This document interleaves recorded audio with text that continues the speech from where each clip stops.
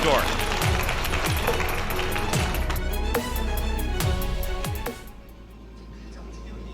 Okay, sick. Cross spots here in this Nice. PvP.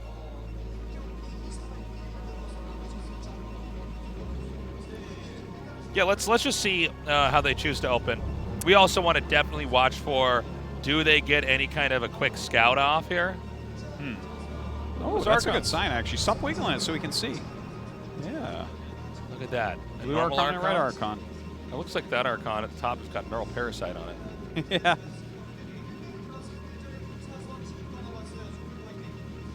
For those of you who came down to the studio, we love you. Those of you watching online, we also love you.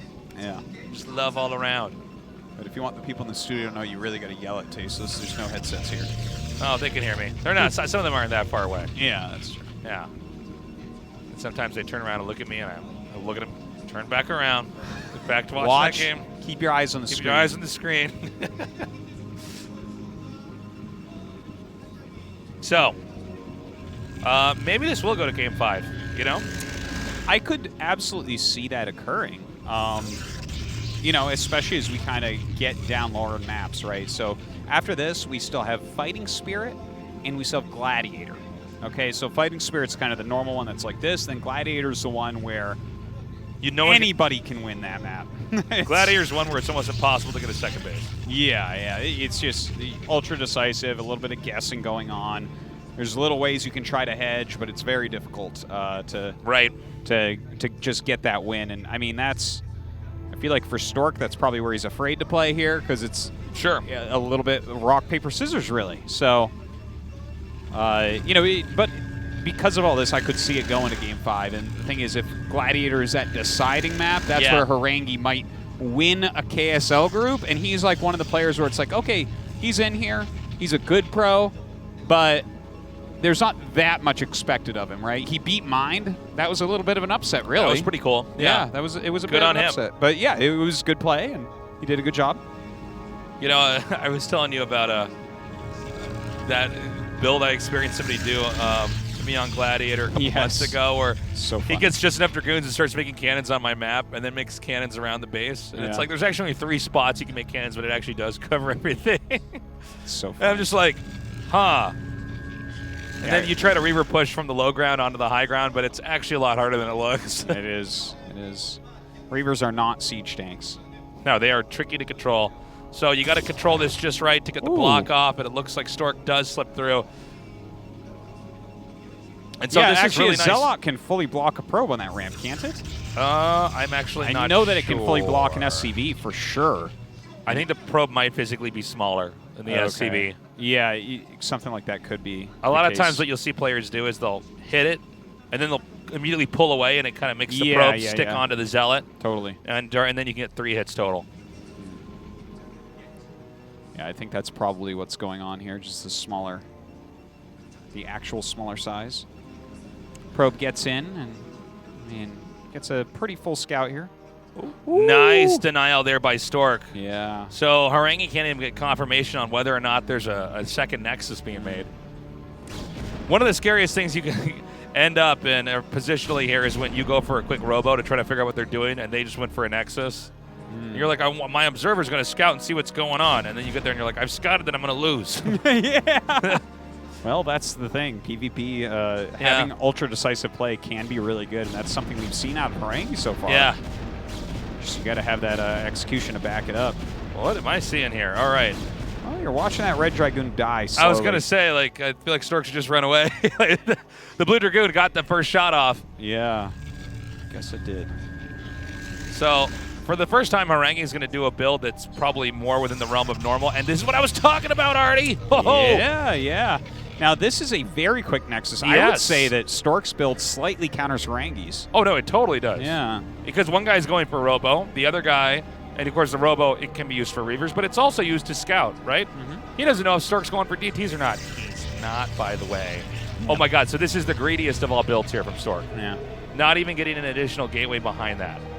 Nexus, Robo, and then the sky is the limit Artosis. If Horang2 doesn't figure this out and start poking in pretty quickly, it's going to be bad news. I love what he's doing here, though, with these Dragoons out on the map. I wonder if he sees the Protoss leave his base. He wants to try to Oh, hold on.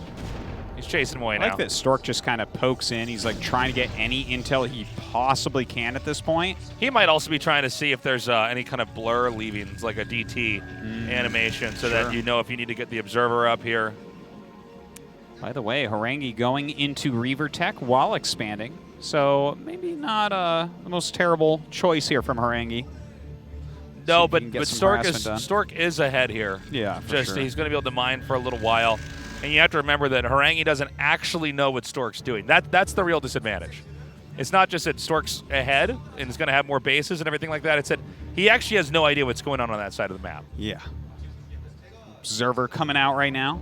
Yep. So going to be able to get that scout done. Of course, the observatory over on Stork's side, he might even be able to catch that. But, you know, once you have, on a map like Circuit Breaker, right, because you've got the little bridges, so... Yeah. Again, it's one of those situations, if you're on like Dragoon Reaver, you can't really go over the bridges against the same unit comp. No. I mean, you could try to take that high ground and stuff, but I'm just thinking about Circuit Breaker overall as a map, right? That your third base is likely going to be your mineral base, so it feels like it'll get into speed zealots pretty quickly at that point. Yeah, it absolutely can.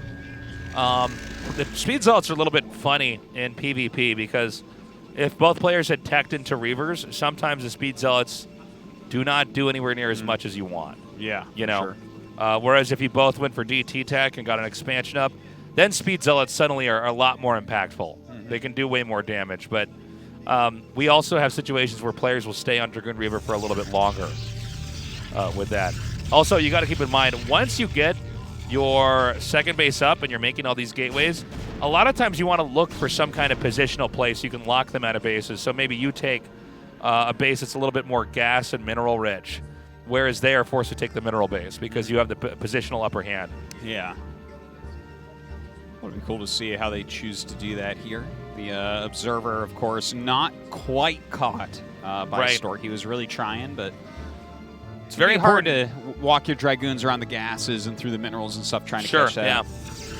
So we're getting the gateway explosion now here for Stork. Very important you don't lose that observer. That's one of the more impactful things that can happen in a PvP. You need to get an idea of what's going on. And this is sort of the balancing act that we also see in StarCraft 2 with Robotech, where the Protoss is trying to figure out, okay, I need to have a certain amount of Immortals, but I need Warp Prisms, but I need an observer to spot this. Same problem in PvP and StarCraft 1. I need shuttles for my Reavers. I need Reavers as well. I need observers to spot. By the way, he must have gotten shuttle speed, right? Horang2, because he made 2 more Zealots. Like, I understand the first 2, but to see the second 2, the only thing I can think is your very long gas, but you need a round. Yeah, that seems about right. Well, generally speaking, you're going to get shuttle speed. If you still have a shuttle and a second base, everybody basically just gets shuttle speed. Yeah. Your shuttle's so much better. It's just it seemed weird seeing 4 Zealots. Man, oh my god! He's dropping over here into the natural. There's nothing there to defend. One bad shot fires at a Dragoon. Yeah, the auto shot on that Dragoon. He does end up killing it and gets actually a good amount of probes here. Now Stork trying to come over this bridge. Zealot's coming up. And look at that. You can't get over the bridge like we were talking about before. Oh my god. He could even try to drop and kill the Reaver if he really wanted to. No way. It's a dud. It does not connect. Man. Oh my god. It could have been even worse here though. Yeah, that's going to connect for sure. Oh my god. 11 kills. Another couple ones there too. No! What am I even seeing? Oh, another Reaver coming in. 9 kills on this one. Well, here's the problem. He's going to lose his shuttle in the Reaver. Yeah. And so, I mean, from there, it's kind of wonky, right? Well, Horang2 should have a big advantage. Horang2 could probably push now if he wanted to. Yeah, I think if he waits maybe a couple rounds, gets a second Reaver, right? Wait, did he save 1 Reaver? He saved 1 Reaver, and he made a second one. And that's why I was saying he wants to push, because if you wait for more rounds, they're going to have more Reavers and shuttles back at home. Well, I figure he wants a second one in that shuttle, but you're right. I think he has one at home already. Now, here we go. Horang2 going across the map right now. Stork looks like he's in some trouble. This is where the Zealots actually come in pretty handy, because Zealots deal damage faster than Dragoons, so they have to run. Yeah, so let's see if Horang2 can actually close this out. There's 2 Reavers, so the game plan, oh my god, oh god. Oh, well, he takes on that shuttle in a matter of seconds. 2 goons fall to these Reavers, but looks like they'll only end up getting 3 total. Now, Horang2 going after the Reavers of Stork. Some good micro by Stork. He gets a few volleys off, but not enough. It looks like Horang2's going to win. Yep, Horang2 is going to win this game. GG. That means Horang2 now with a 2-1 lead here over Stork. Wow, and that's Circuit Breaker right there. I mean, that was Stork's map pick. It's a big macro map. Stork actually had a better build order to start, but Horang2 with that very quick shuttle speed. Of course, he did get his Robotech a little bit quicker than Stork. Got that drop off. And it's kind of like what you were saying, where maybe he was afraid of that on Polaris Rhapsody himself, and maybe that's part of why he's out of position.